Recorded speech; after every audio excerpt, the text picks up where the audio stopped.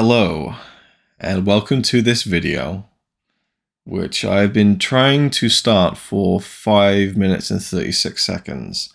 This is about the 8th or 9th attempt. I don't know what's wrong. I'm literally almost about to just stop because I feel like maybe I'm not supposed to make this video right now. I've been mulling it over for weeks. I've been really thinking, deeply about it and trying to come up with my picks for 10 movies that remade me. That's the concept, that's the challenge that was started by Cine Arts Therapy. I watched a couple of his videos, really enjoyed them. This is a channel I'd never heard of before. He has hardly any subscribers, but I really enjoyed the couple of videos that I kind of had a look at, including his video kind of laying out the concept of this challenge, and that's 10 films that had an impact on you and changed the way that you saw something in your life. And at its deepest kind of effect, he was saying essentially a film that once you'd finished watching it, you were no longer the same person you were before it. I wish I could say that I have 10 films that have had that profound an effect on me. I don't think any of the films in this list really had that deep of an impact on me, but I've tried to find ones that have shaped me in some way. I think there are many films that have changed my life in very small ways, tiny ways, but I've tried to come up with a nice balance of films and the ways that they've affected me. If you were to say, hey, top 10 films that emotionally devastated you, I could do those videos with a fresh new 10 set of films every week indefinitely. There's so many films I love that have really emotionally affected me, but to specifically kind of label a film that has changed your perception or made you think about things in a different kind of way or set you off on a different kind of journey or different path, I think that's interesting. I like that a lot. One for Connie, my partner, would probably be The Color of Money. I think that was a life-changing film for her because I made her watch The Hustler and The Color of Money. And from then, she began loving pool. And she participated in tournaments and joined a club and all this kind of stuff. And so that's an example of a film that didn't really emotionally deeply impact Connie, but it shifted her life a little bit and kind of gave her this hobby that she really, really loved. So that's an example of some of there's varying kind of levels, I think, of interpretations of the concept of movies that remade me. But I really like it, and I was first brought, my attention was first brought to it from Matt Castatui. He just put up his own video, which I loved. I thought that was go check out Matt's video as well, because I thought it was a really personal, very well put together video. There's some really great reasons for the kind of films that he chose, and some emotional stuff. I really enjoyed that video. And then the first one of this concept that I saw was Plaid X2, and I loved his video. I thought there were some really cool pics in there. A great variety as well. So anyway, I've loved the idea. I just need to sit down and do it myself, which I am doing it now. This is the furthest I've got into the intro, so I think we're home free for now. But it's going to get difficult because they're in no order, not even alphabetical. There's a stack in front of me, and there's a couple I don't have in my collection on my list. And, it was tough kind of whittling it down. There was a few more that I could have done. And I've kind of technically cheated with a couple of these and put in multiple films for different numbers on the list. But I'm going to start with the most difficult one. So at this point, I need to cut in maybe seamlessly, maybe not so much, and essentially redo my first pick of this entire video. Last night I filmed everything that you're about to see and just saw in that introductory part of the video. But I really went on and on with this first film. It was almost 20 minutes on one film, which I think is not conducive to the entire video and the concept, and it really makes it quite an uneven experience, I think. And so I wanted to kind of refilm this, my thoughts on this film and the topic, and be more succinct and not ramble off into too many different areas, and then it turned into a rant and I think it's best to kind of not do that, to be a bit more level-headed and not let my emotions get the best of me. So with that said, let's talk about the first film in this this concept, this challenge, this video. It's a film that came out in 2017 by Sebastian Lelio, who I believe is a Chilean filmmaker, and the film is A Fantastic Woman. Won the Oscar for Best International Film, Foreign Language Film, whatever the title is. They seem to change it every few years. Best Foreign Language Film, 2018. So this is a film about a woman whose name is Marina, and her partner dies. She's a trans woman, and her partner, he's a little bit older than she is, a fair bit older actually. A straight man, but they have a very loving relationship, and it just works. And he passes away, and she is then shunned by his family. She is kind of forced to leave the apartment she shared with the man that she loved, and she's completely shut out from the process of his funeral by his family, who do not agree with the way that Marina lives her life. And this isn't a film that remade me, which is partially why I wanted to start with this one, because it's the one that least kind of applies to the spirit of the thing, but it's a very important film. And it's a beautiful film in some ways. There's some really nice kind of magic realism touches. There's some interesting kind of moments that are a bit out of the sphere of reality, that are kind of showing you her mindset, but also it's very grounded in a kind of reality and a realism that makes the whole frustration of that story even more palpable, because it's not like and I like melodrama in a lot of ways, but this isn't a melodramatic film. It's a very real feeling, hard-hitting film, but it hits you hard through the subtleties of it. Again, there's not a lot of screaming and shouting and all this kind of stuff, and the great injustice of it all. It's really just showing you how these things are pretty normalized. That to treat someone like this based on how they live their life romantically, and I find that topic really angers me. The idea that someone who is gay or trans, who lives a life that isn't the typical straight romantic sexual life of the rest of society, and they're viewed as other or different, and that's something that I just it's beyond words, really, I think. And what I was talking about, and I went on for far too long about last night when I first talked about this, was that when I grew up, it was kind of very normalized that, transsexuals, weird, other. And that was just the way it was, from certain family members to kids at school, society, television. And that was just the way it was. And I'm so glad that as I grew older and my brain developed, I began to see things differently. And but there was no light bulb switch, no eureka moments. I guess through my subconscious, I just kind of began to assess things differently. And it is interesting because I never had like my mum or my dad sit me down and say, this is wrong, or this is right, or this is the way you should feel about this particular thing. I never had that. The only time I can really point to is actually my nan, my mum's mum. When I was a kid, a young teenager, she said to me, "Look, that if you're gay, or you you find yourself feeling that you might be gay, it changes absolutely nothing, right? I just want you to know that, like, I love you no matter what."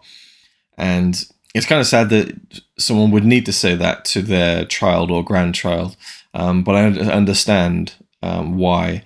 And actually, it runs a bit deeper in a story I don't want to really talk about, but it's that and it really ties into this too. I think that, and you can put it under the umbrella of the LGBTQ, and I don't know all the terms and everything, which is why I'm sometimes hesitant to talk about these things, because I'm so ill-informed, I suppose. But with this film, I feel like it really highlights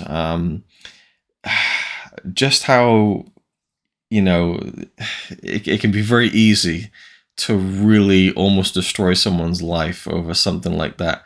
And if you were to put it into the parameters of, okay, um, let's say that the accepted societal norm is that people would have romantic relationships with people of the same sex, and people who don't do that, who like a man and a woman and a man, that is seen as like, oh, that's not right. That's other, So if you can imagine, okay, you're a guy and you're with this girl and you're in love with this woman, and it's like the love of your life, and she unexpectedly dies and it just rips your heart out.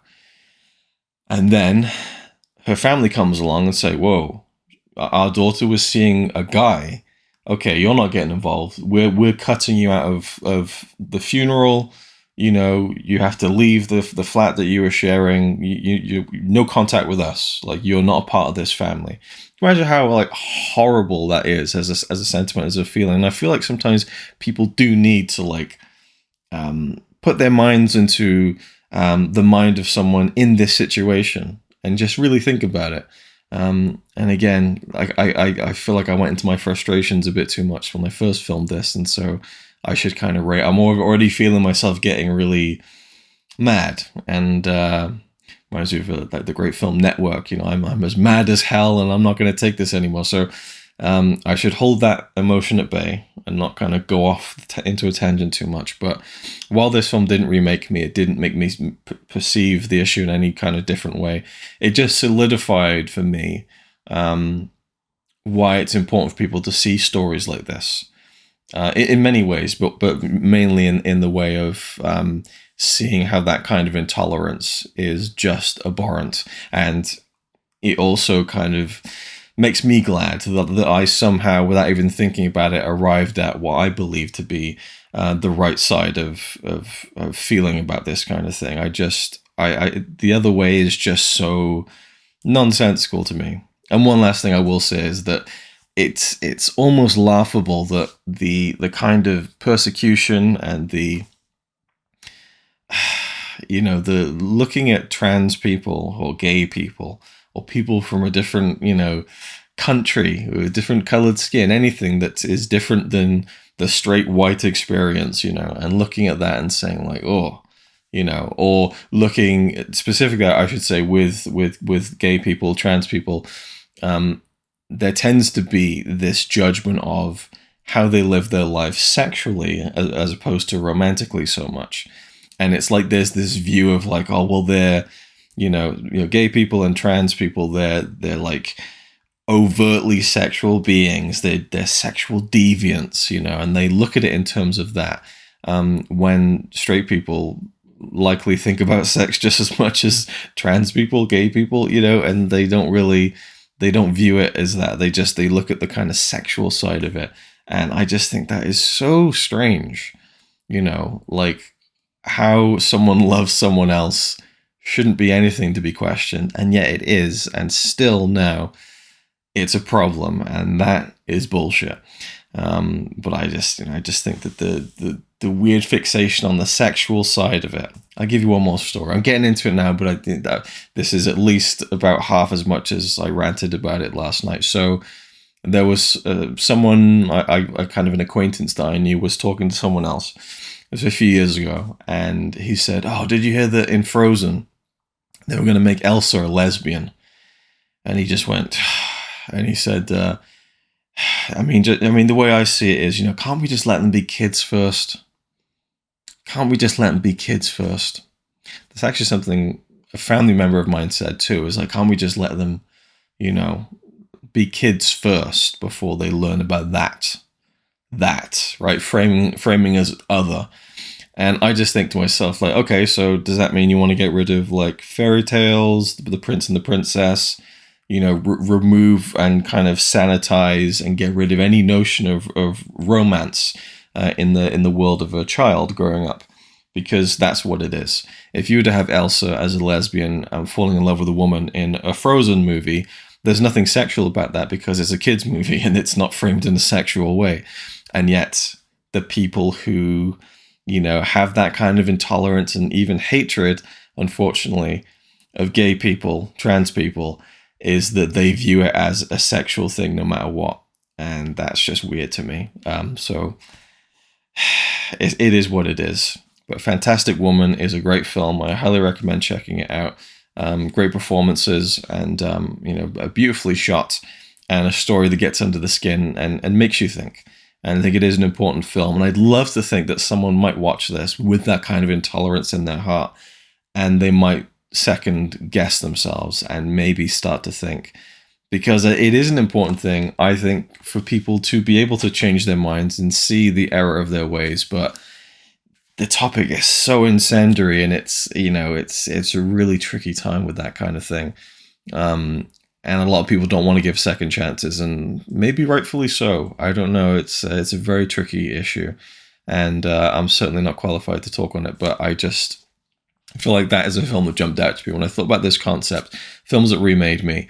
Fantastic Woman isn't, but it's emblematic of the idea of, well, at least my hope that someone would be able to be remade by a film like that. That someone would be able to see a shift and just see the kind of the humanity and the love in this story, and maybe see a different way. That's my hope. Anyway, so that's the first film. I'll now pass over to Luke from 24 Hours in the Past, from where I'm sat, currently talking now. For you, it'll be seamless, and you'll see me in just a second in a slightly different camera angle. It is what it is. Enjoy the rest of the video. Now we're going to move on to film number 2, and this is about my film journey. This is a film that absolutely changed my life because it turned the corner for me in terms of what kind of films I was going to go on to watch for the next 10 plus years, and the film is Seven Samurai. So I'd heard of this film, for a long time. Even as a kid, my dad had kind of mentioned it, I think, and I saw it was on TV once. This big 3-hour black and white Japanese samurai epic, and it seemed looming and large and intimidating. And one year, and it was the first year, I think, of me doing YouTube, this channel. I got it into my mind that I was going to kind of check out Seven Samurai. I put it on late at night. I had work the next day, and I don't know about you, but if I watch a film and I'm really tired and I start to nod off, I'll either go to bed or I'll kind of, rewind it and then make sure I haven't missed anything. I was so enraptured with this film at like 2 o'clock in the morning that whenever I nodded off, because I was lying down in bed at like early hours in the morning, so I'm liable to nod off every now and then, I would rewind it like 5-10 minutes and just make sure I missed not a single frame. So it took me till about 6 o'clock in the morning to finish this film. And afterwards I thought, that's the greatest film ever made. I still feel that 10, 11, 12 years later. And from here, I go to more Kurosawa. From here, I go to more world cinema. And it just really cracked open a door for me of watching other films from different countries that weren't, America, And, I'd seen foreign films. It wasn't like it was a complete new world to me, but I kind of thought, okay, a film that is 3.5 hours long, a film that is black and white, is from the 50s, can be that good. Like, not even just really good, not even just great, but like the best film I'd ever seen. That changed everything for me. Like, that really did. And so for that reason, it's special to me. It's one of my favorite films. Still probably, I think, the kind of the classically greatest film of all time that I've seen so far. And it's a special film to me. So Seven Samurai. The next one is a really important film to me. And I don't really know how you'd categorize this one in terms of the topic of films that remade me. But I was going through a horrible time in 2018, which is still to date and hopefully will remain, I can only hope, the worst year of my life. Worse things have happened to me, but there's a consistent year of stuff where things went wrong. 2018 was it was a rough one, for me and Connie. And this film really helped.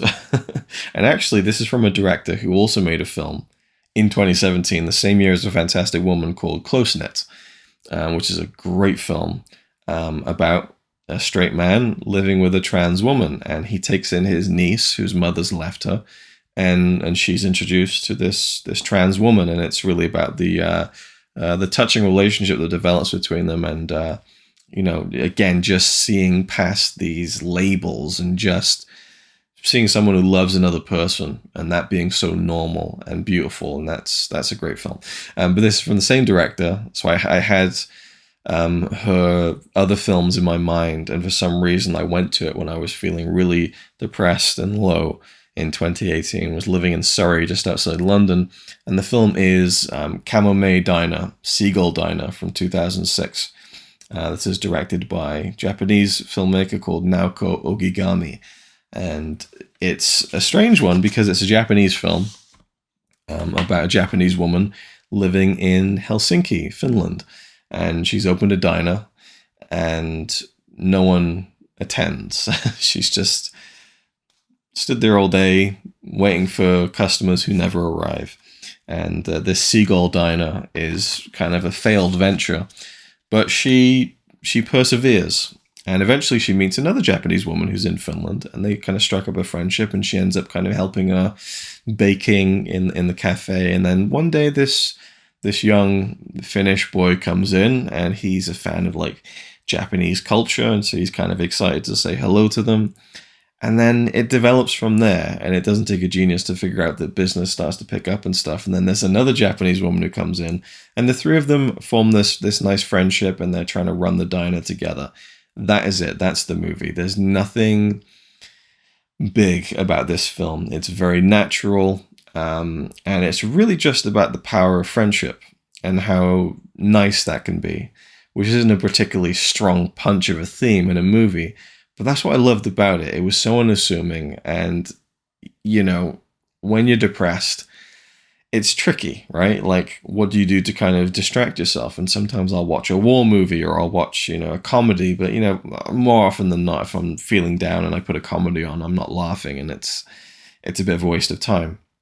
For some reason, I just had this, and I put it on, and it just really comforted me. For some reason, there was something about the element of, because I've lived in different countries before, but living in England, just outside London, was not exactly a far cry from home. But here was a woman who lived in a different country and was feeling a bit isolated and stuff, and then started to make friends. And I hadn't made friends where I was living there at that time, and I didn't really. There's a few people I worked with who I liked, but I think that was part of it as well. I didn't really have a social life when we lived there. We lived there for a year. We got out of there as soon as we fucking could. And it's funny that I have fond memories of that place looking back on it now, but not the time period so much. And did this film remake me? Not so much, but I think that it's an important film to me because it just reminded me of how nice life can be sometimes. And that was an important thing to be reminded of when you're going through a rough time. And I started to realize that I was feeling really down about stuff that, I didn't have a whole lot of control over, and, wasn't really the end of the world either. And there was just something so nice about just seeing these women become friends and just kind of, bond over making coffee, making, cinnamon rolls, and, running a little diner, a little cafe. I don't know. There was something about it I loved. And I wanted to also name check another film directed by Naoko Ogigami, which he made the following year, called Glasses. And I feel like it's a kind of a perfect two-parter. Two very separate films. This one's actually set in Japan on kind of an island resort. It's a very simple setup. There's just a house on a beach, and there's this businesswoman who's come in, and she clearly wants a kind of relaxing break away from the hustle and bustle of city life. And the people who run this little kind of holiday home, really, they want to involve her in what they're doing with, like, eating food at lunch and kind of sitting on the beach and stuff. And she has no interest in mingling with these people. But of course, again, it's predictable, but it's nice. She kind of is worn down by them.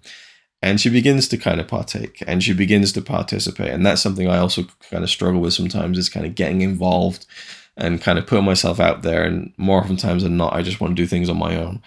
But again, this also reminded me just of how beautiful life can be in the smaller moments. There's something in this film where they talk about twilighting, which is never explained. And the main character, she's like, "What do you mean by twilighting? What is this twilighting thing?" But I interpret it as living in the moment and just enjoying the moment at that moment, right?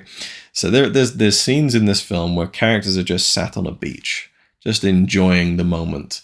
And you just don't really see that in most films, taking the time to do that. And so Seagull Diner and Glasses is a great 1-2 punch for me, of a reminder of how lovely friendship can be. And it just really helped me in a kind of down moment. I've also cheated on this one, and I picked 3 for 1 pick. I've often said that when it comes to silent cinema, Georges Méliès kind of cracked open the door just a little bit for me to peek my eye through and go, oh, this is pretty interesting. And then Metropolis just swung the door open. And then Buster Keaton came along and drop-kicked the door clean off its hinges, and now there was no shutting the door because there was no door left, and I was enveloped and sucked into silent cinema forever. That being said, a key film for me in my silent cinema journey, and I mean, to go back before I started watching these films, I never would have believed it if you told me, okay, Luke, in the future, you're going to go to a cinema and watch a 6-hour silent film, or you're going to sit down and watch a 5-hour 2-part silent film for fun. Like, I'd say there's no chance, there's no way I'd ever do that. So there's 3 films, silent films, that really exploded my love of silent cinema, and that for me did, change the course of my movie watching life, and that's part of my identity now, is being such a big fan of silent films. And so that's something I really think is important to me. So the first one is Sunrise, A Song of Two Humans. I was blown away that a film made over almost 100 years ago could make me emotional and could get me so invested in a story. And this one is about a couple who've lost their way. The man has been tempted away by another woman, and he realizes the error of his ways, and they spend this incredible day together in the city and reconnect and refine their love for each other. And it's George O'Brien and Janet Gaynor, one of my all-time favorite actresses. She's just incredible, and this film is just visually incredible, emotionally deep. You really feel it. It's a melodramatic film, and I do love melodrama if it's done right. And I was just, after watching this film, I just could not believe I'd been so pulled in emotionally by this film, by this story. And the other one is Metropolis, as I mentioned. And this one blew me away in terms of the visual effects, but also the thematic effect of it. Just the symbolism and the power of the score. There was like an original score from the 1920s that was recorded and composed for this film. And so luckily they were able to do a new performance of it, put it on the Blu-ray, and the new restoration that came out in 2010. And you feel the power of this score and the operatic feeling of it, and the silent epic, which I was completely oblivious to. And when I first watched this, I thought maybe this was a one-off, but no, there's so many great silent films that are big and epic in scale and scope and in feeling. And Metropolis it's a truly remarkable film. I got to see it at my local cinema a couple of years ago, and that was a fantastic experience. I made a video about it. You can go check that out for much deeper thoughts on that. And I've reviewed this film in depth in the past, but it's a key film for me and my silent journey. And then the other one, of course, as I mentioned, Buster Keaton, would be The General. Now, I'd seen films of his before this, but this was the one that just, again, I just staggered by how much I loved it, by how brilliant it was. It's a movie-long chase sequence, basically, to kind of break it down very simplistically. But Buster Keaton is an absolute genius, and this film is a masterpiece. And those 3 silent films remade me in terms of just, okay, anything's fair game now. Like, I'm not going to look at a silent film and think, well, what genre is it? No, if it's a silent film, I want to see it. I'm such a fan of that time period of that form of cinema in its infancy. And so it's a big thing for me. And those films shifted that and really put me in a completely different mindset, which I'm so appreciative of now. I might leave that one till the end because I have a lot to say about it. Okay, oh man, there's so much in here to talk about. We're gonna roll on with the next one, which I don't have a copy of, and the film is called Man on a Wire. If you're tempted to watch I believe it's a Robert Zemeckis film is it called The Wire? Or no, I don't think it's called The Wire. Is it called I know what it's called actually. What is it called? It's called something. I don't know what it is. Is it The Wire? I don't know. I can't remember. I think it's The Wire. Anyway, it's don't watch it. No offense to anyone who worked on it, but you want to watch the documentary. Man on a Wire. This is a true story. It's a documentary about a French acrobat called Philippe Petit, and in the 1970s, I believe, he walked across a tightrope that was held between the Twin Towers in New York City, the World Trade Center. It was a dream that he had, and he was very experienced at kind of walking a tightrope. And this is like a heist movie. This is about how they kind of infiltrated the building. And he had a team of people working with him. There was a lot of preparation. And finally, one morning, he was able to walk across a tightrope with no support, no safety net, no harness. And it captured the imagination of the citizens of New York. And he walked back and forth for about 45 minutes, I think the story was. And it's an incredible film, and the way they use kind of slight reenactments and the people who were involved in the preparation of it. Philippe himself, it's a fantastic film. Now, the way it remade me, I went to see this in the cinema. This is 2008, and I lived in the cinema that year. I had an unlimited pass. I had no job. 20 years old, I was just in the cinema all the time, watching The Dark Knight every couple of, I was just like living in those screens of my local cinema. And this film came up and I went to see it, and I thought it was great, but the ending, it just hit me like a brick, and it really sparked a different way of thinking about fame for me and success that is just slowly continued to evolve as I have gotten older. And I need to see this film again. It's been many years, but it always stuck with me that it was such a beautiful thing that he did. It was, I get the appeal, the kind of the challenge, and kind of one person's kind of mission to accomplish something and to do something daring and risky. Because what he did, it again captured the imagination of people, and it was kind of a magical moment. And it made him a kind of instant celebrity kind of overnight, or even earlier than overnight. And he kind of got his way out of being, prosecuted over, the trespassing side of it. And just charmed, the people in New York, basically. But the first woman he came across who kind of had stars in her eyes, he's like, yeah, come to my, and he just slept with her. He was with someone at the time, and his girlfriend was waiting for him at the hotel, I believe, and off he was sleeping with someone else because it was all part of the moment, and he got carried away with and he's a free spirit, and you see these people who worked with him, and how quickly he turned on them and just kind of ignored them or shunned them or didn't really credit them, and you see how much it still bothered them, like decades later. And it just made me think, like, you could achieve fame, you could achieve success. And perhaps it's really easy to be seduced to the dark side of that and turn on the people you love or the people who helped you get there. And just, that guy's legacy is he's the guy who walked between the Twin Towers. And I think people really celebrate that and they romanticize that.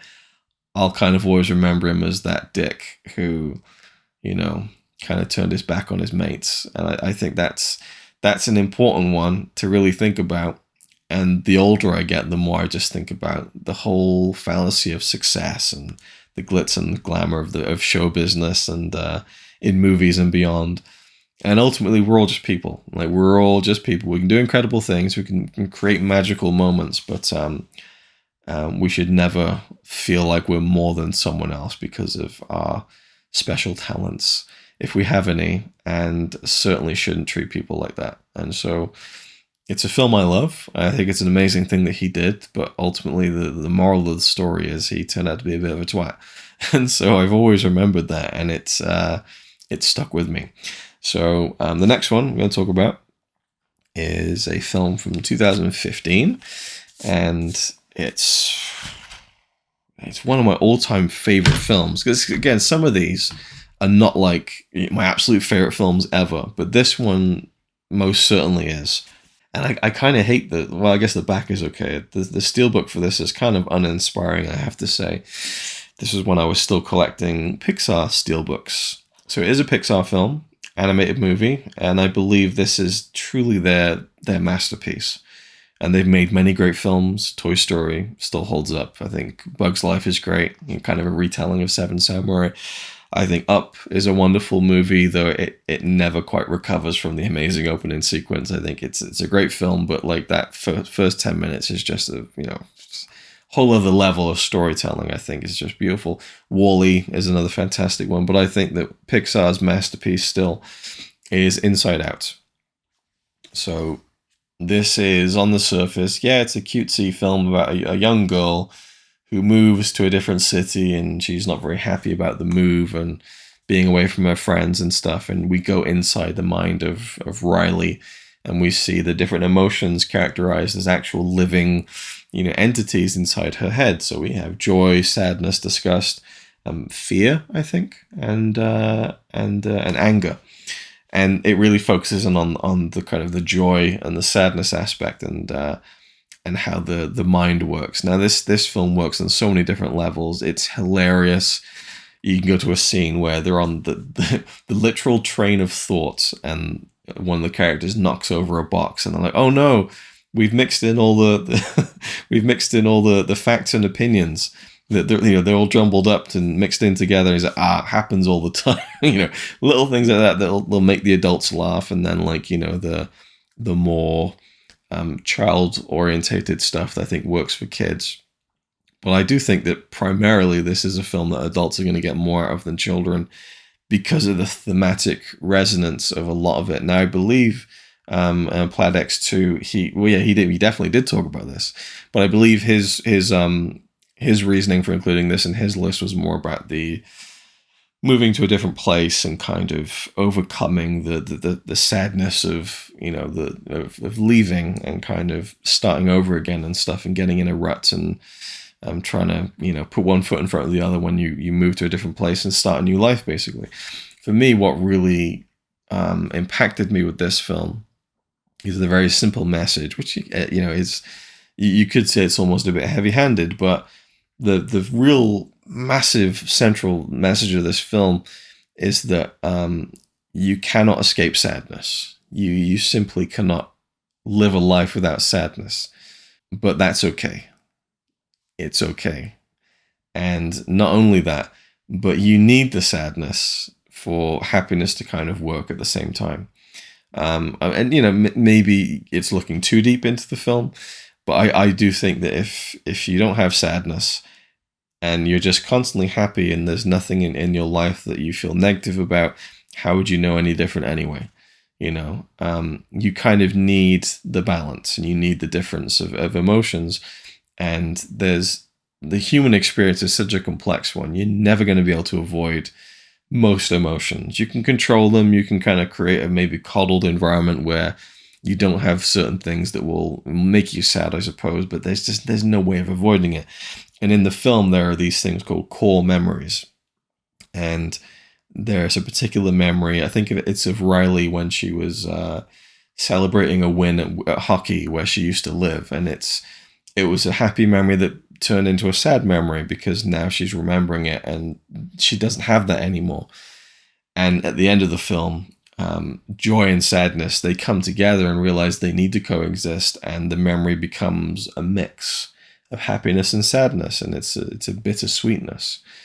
And one thing I wanted to talk about a little bit was that I could make a video about top 10 films that made me, like the foundational films of my film journey that really sparked my love of cinema. And one of those would be Return of the Jedi when I was 7 years old.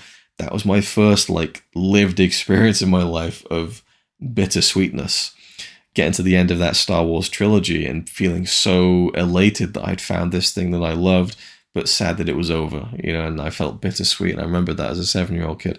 But, films that remade us, I think, is more about as you're older, kind of, again, things changing and stuff. Anyway, Inside Out, the back of this steelbook is a lot more colorful and fitting to the movie, I think. But I just was rattled by the film, how funny it was, how heartfelt it was, how emotional it was, how creative it was. And I was rattled walking out of the cinema. I was like, my kind of, I don't know, my voice was shaking a little bit, and I didn't say anything. But if I had tried to say anything, my voice would have been shaking, because it was like the feeling in my throat. It's just like a weird, overpowering experience, which might seem silly to some, but I just think that this is an incredible film. And the moment at the end where Riley kind of breaks down and kind of tells her parents how she's feeling, and they just hug her, and they, we're here, we got you, and that's something that I really hope I'm able to impart on my children, is that kind of, it's all right to be sad, that's a part of life, and we'll be here for you, and help you through it until you're able to help yourself with it.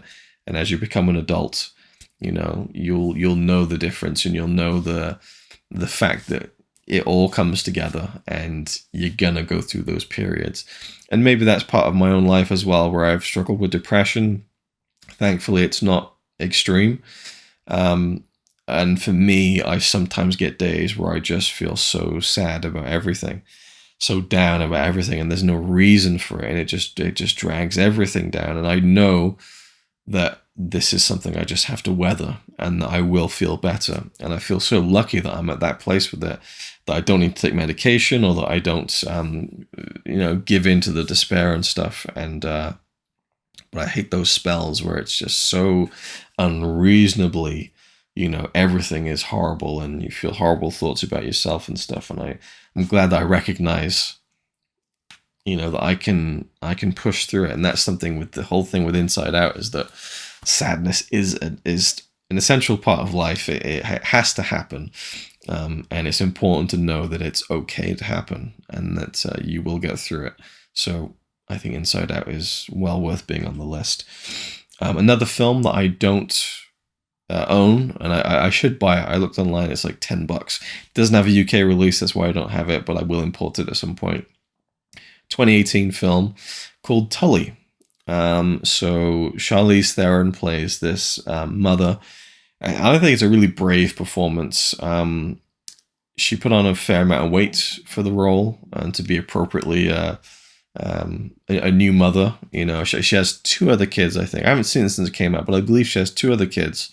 And she is pregnant. She has a 3rd child, and her body looks like the body of someone who's just had a baby. And so, she again, she's this beautiful, like classical Hollywood actress. Like, she's just a stunning woman. And in this film, it's like no makeup, it's like unflattering angles. And I just think for someone who has that great Hollywood image, I think it's really cool that she embraced doing something different in that sense. It makes it feel so much more believable. And I feel like I'm looking at a character, not a Hollywood star. So that's one aspect of it that is just worth praising, I think. But with Tully, she really struggles with this 3rd child, and eventually employs a night nanny. So this woman who comes in at night to kind of help out with the kids and stuff. But also she says to her, like, I'm here to help you as well. And her name is Tully. And she's played by Mackenzie Davis, who's a wonderful actress. I really just love her in everything I've seen her in. And I love this character of Tully. She's like early 20s and stuff. And Charlize Theron's character, Marlo, I think it was, she, is 40s. And, there's kind of, you can almost see that there's that might be what she was like when she was younger and stuff. And so you get the kind of the reflection in a way. But it's just such a heartwarming tale, and I was so taken with it. And it was a film that I, when it came out, people said, yeah, it's pretty good, nothing special. when that film ended, I cried, and it was a weird thing because it was like once I hit 30, I found myself getting more emotionally invested and more emotionally affected by films. Tears welling up in my eyes. Sure, that happens all the time. Dime a dozen. I love that feeling, but it's nothing particularly special or notable. But actually, like sobbing, never in a million years would I expect that would happen. And it didn't really, but a couple of little like that. When the credits were rolling, I was just like that, and I was just like, what just happened, And I was so touched and so moved by this film. And there's a reason for that. And that ties into why this film, remade me. So it spoils the ending, and there's a twist that I just did not see coming at all. It's kind of predictable, but I wasn't thinking about this film in terms of twists. So if you don't want to know, I highly recommend the film. Go check it out. I'll put a link in the description to like all the time codes of the films I'm talking about, so you can just jump ahead. But spoilers for Tully.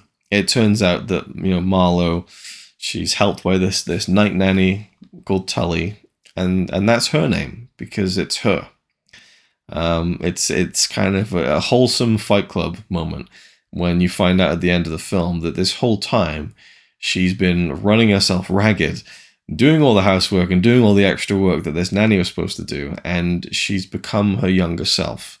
But through that, and through that kind of realization at the end of the film that that's what was going on, she's able to recalibrate her life into a more healthy one. But the message of it for me was that she helped herself in a weird way, and obviously it's not recommended to someone to have a kind of split personality thing of yourself at a younger age, and like you don't know, like you're completely convinced this is a real thing, and you can get into the psychology of that and everything. But I just think the concept of it brought me back to this feeling of sometimes you are the best person to help yourself. And it can be great to have a support system, people around you who can help you out and in very different ways. But for me personally, I do still struggle with that. And I do find myself just withdrawing a little bit and wallowing sometimes.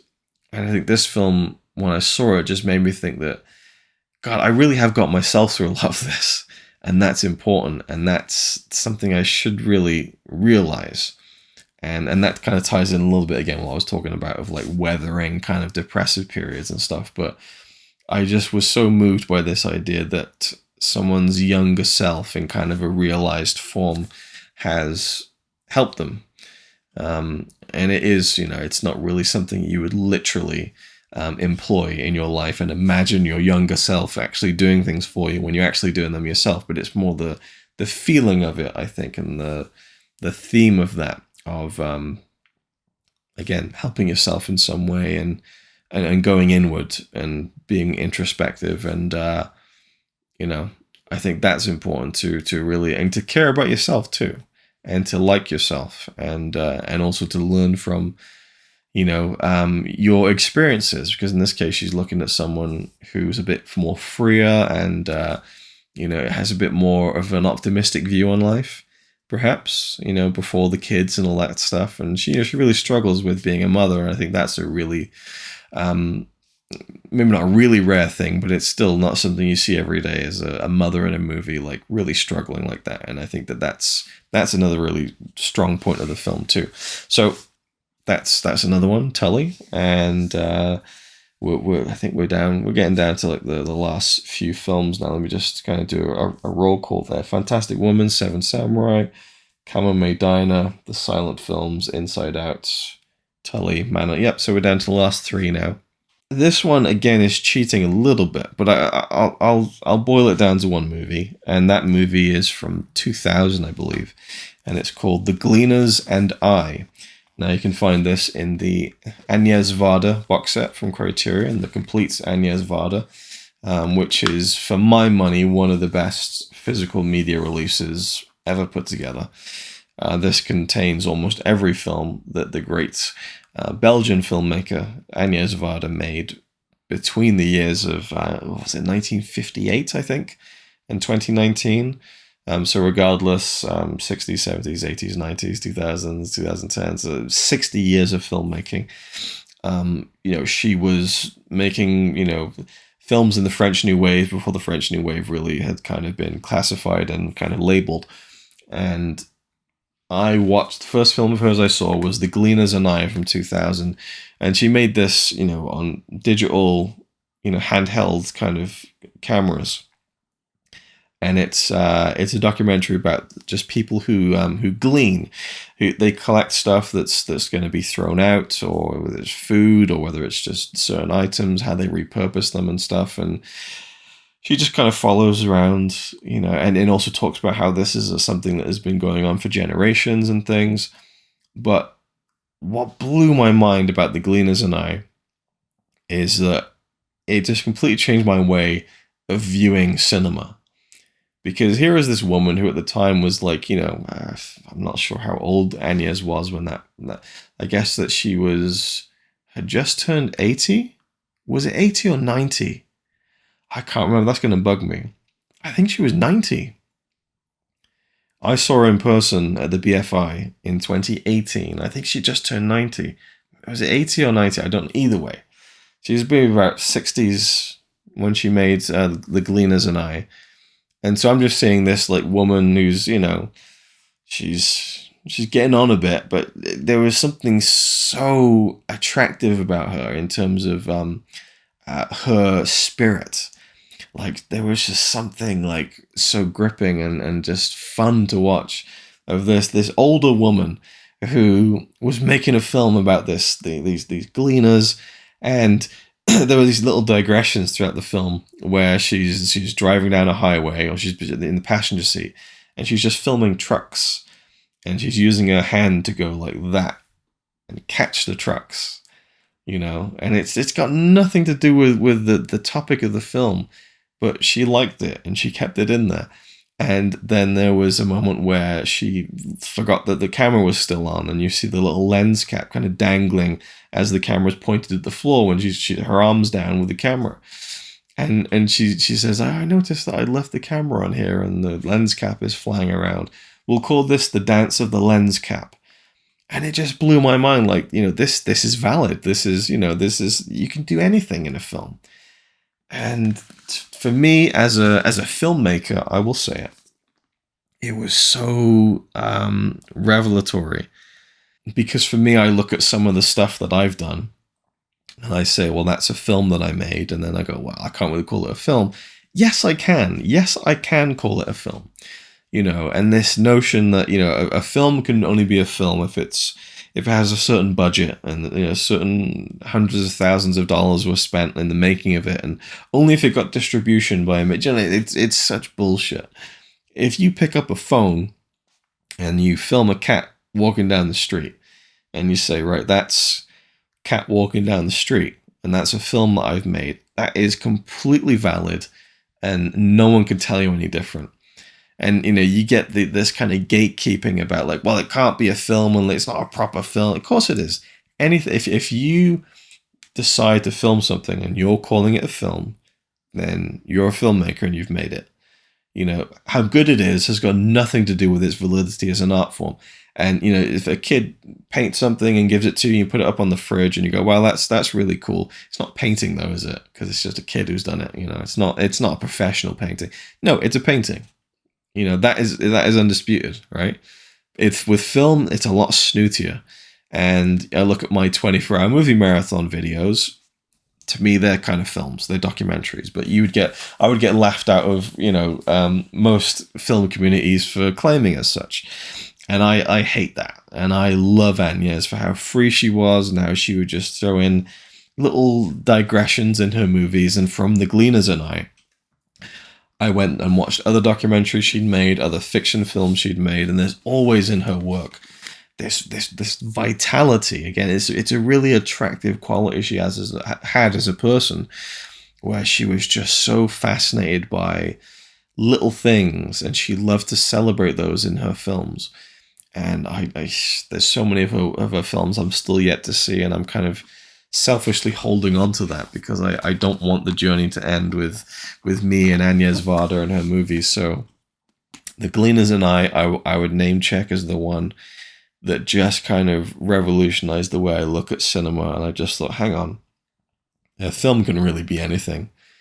And you really can just take a time where you left the camera on and the lens cap is flying around, and you can put that in a movie, and it's entirely valid because you say so.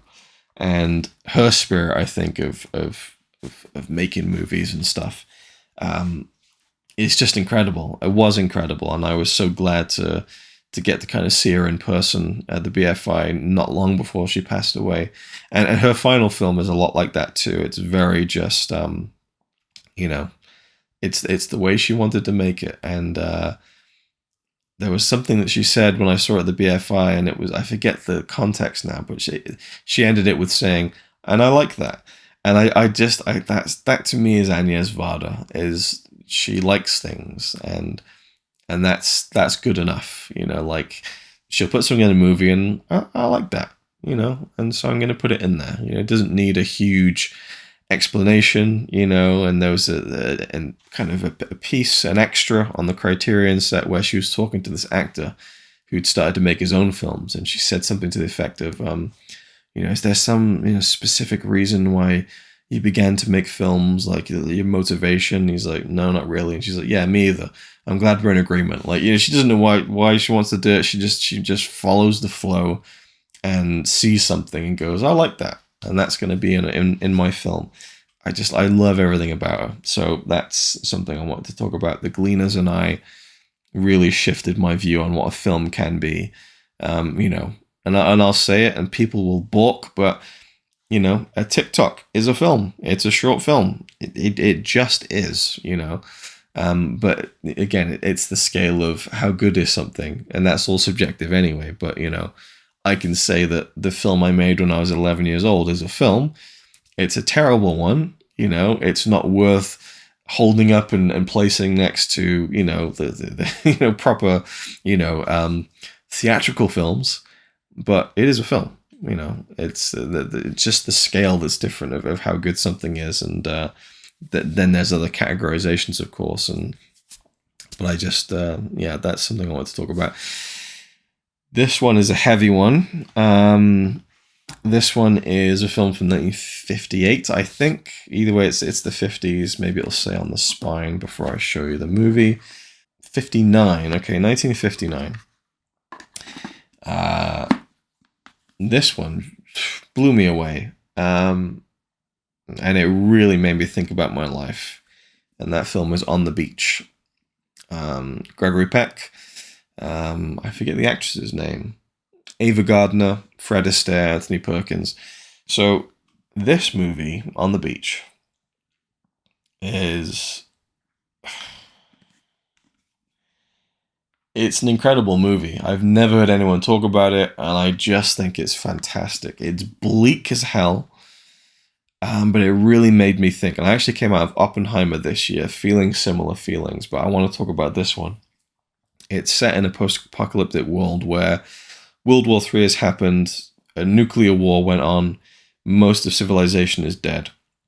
And our characters are Americans living in Australia, which is the last area of the world that has been untouched by nuclear fallout. But the wind is blowing the fallout to Australia, so their time is limited. And you just focus on this group of people who know that they're going to die.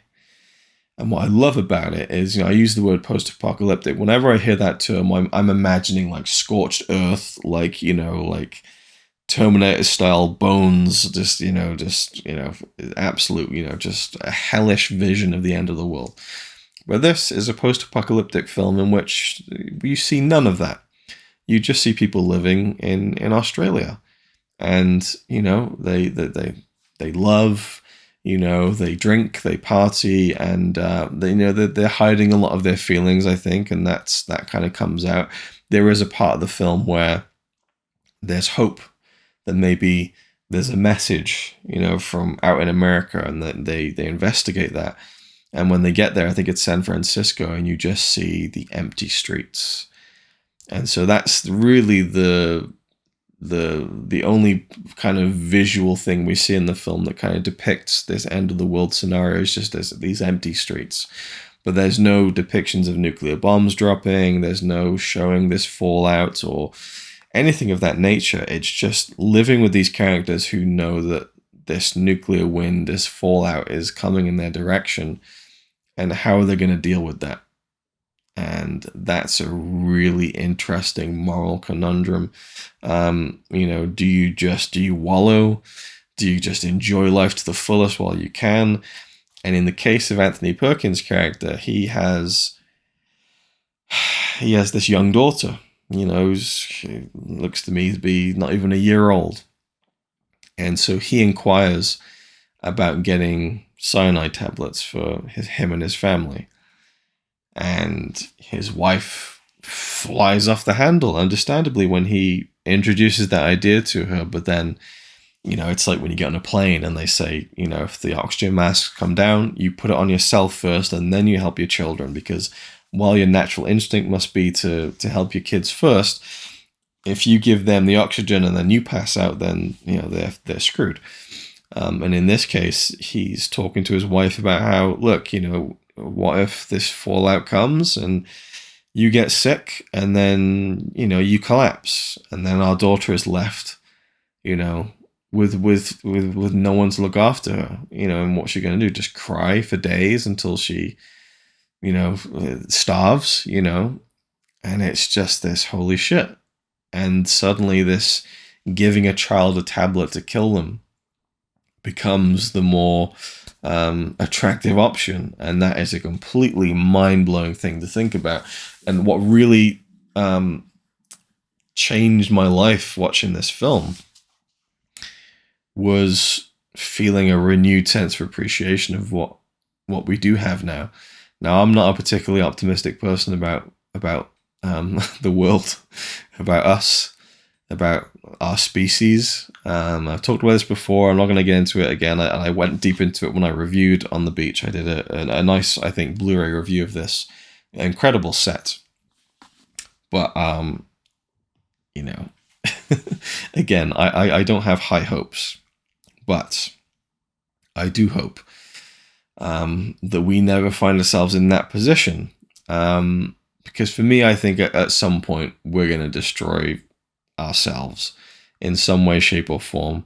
The Earth will keep on spinning, but and other things will continue to live on. But I think humans will eventually destroy themselves completely. It's just a matter of how and when, and the why is the one that's sewn up. Greed, lust for power, lack of empathy. That's going to destroy us, and the greed aspect, and it's all happening now. It really is. You just look at what's going on in the world, and it's irreversible. It truly is irreversible. You got people at the top who are just making so much money, it's laughable, and so many people are struggling. And so I feel grateful I'm living in this middle ground where I'm not suffering, I'm not in poverty.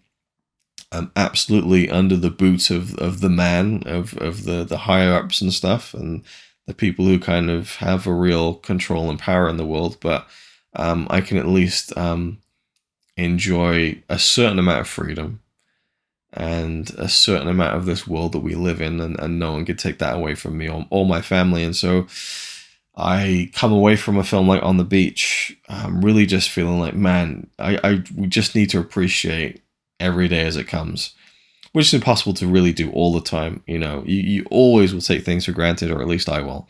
I think it's impossible to really be present and appreciate everything all the time. But On the Beach really gave me a kick up the ass to really appreciate things, because that is a situation I could not imagine being in, and it's possible.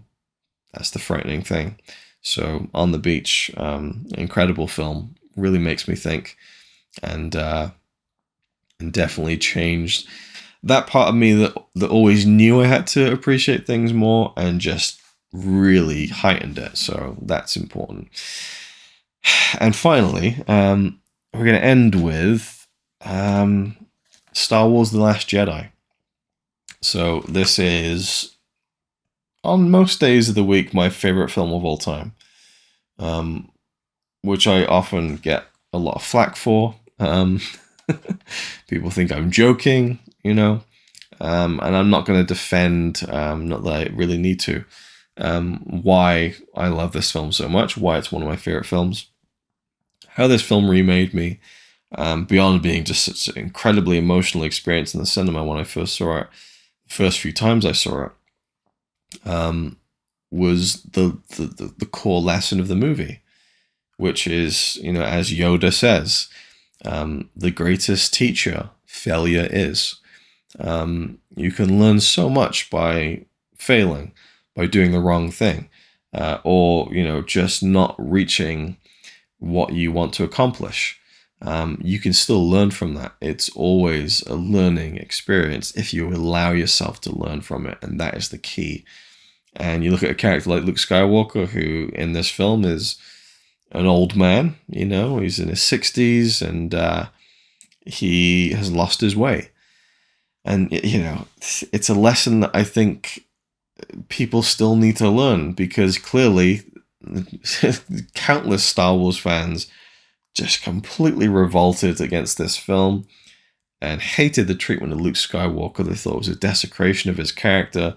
It was the raping of their childhood, all these stupid, ridiculous, over-exaggerated terms. Even Mark Hamill himself didn't get it, and by his own admission, he hadn't watched the original trilogy in decades, and I think that he looks back a bit too fondly on those films, because Luke was never this perfect hero who always did the right thing. He made mistakes. That's what made him a really good character. He was petulant, he was impatient, but there was a good heart underneath all that, and you wanted to see him break through that. In Return of the Jedi, he bludgeoned his father nearly half to death and gave in to the dark side, but he stopped himself, right? And so people think that because in his 30s, or I guess he's still in his 20s in those movies, but as a young man, he makes the right choice and he overcomes something. So does that mean that for the rest of his life, he'll never put one foot wrong? Such an unrealistic expectation to have on a character, I think, or have on a person. And so this is also about failing later on in life and still having the capacity and the humility to realize you can still learn from your mistakes, no matter how old you are. And it's, in a lot of cases, it's not too late to do the right thing and to learn from your failures. Every major character in this film fucks up. Every major character fails in this film, from the villains to the heroes, in small ways, in big ways. And I could tell you all of them, but I won't sit here and talk about The Last Jedi all day. But that, to me, is what makes the film really great. It's that theme of failure and how you can learn from it, how you can pivot from it, and how more often than not, it's not too late to learn from your failures. And you're always susceptible to, in this case, being kind of drawn to the dark side. But in reality, you're always at risk of kind of making the wrong choice. And it's a good thing to recognize that and to not double down on it, but to, make things right. And that's what Luke Skywalker does at the end of this film. So that's kind of a film that really switched me on to that. And it's a great line. The greatest teacher failure is, that's an essential part of being a master in the context of being a Jedi master. But I think it's an essential part of being a master of your own life and, really reaching a good space within yourself is to recognize that failure is an essential part of life too. And it's something that can really, you can really benefit from if you look at it from the right angle. So that's my list. 10 films that remade me. That's pretty much it. So thanks Matt for giving me the kind of the heads up on this. Thanks to PlaidX2 who made the great video that made me decide I was going to do this. And thanks to Cine Art Therapy who started the thing to begin with. That's my video. I'm going to go to bed now. It's been a very long one. Thank you for watching. Hope you all enjoyed, and I'll see you in the next one.